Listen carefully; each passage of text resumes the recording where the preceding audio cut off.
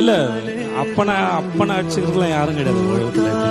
ஏன்னா என்ன பண்ணாலுமே சரி, தான் சம்பாதிக்கிற பணமாக இருந்தாலும் சரி, தான் கற்றுக்கிட்ட அறிவாக இருந்தாலும் சரி, தான் பிள்ளைக்கு முழுசாக போய் சரி நினைக்கிற ஒரே ஆள் வந்து பண்ணாங்க.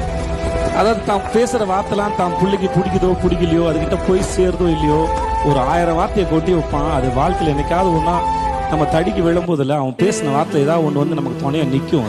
அது அறிவை கொடுக்கும். அது எங்கள் அப்பா நிறைய எனக்கு கொடுத்துருக்கான்னு நினைக்கிறேன். அதை நான் இங்கே நிற்கிறேன்.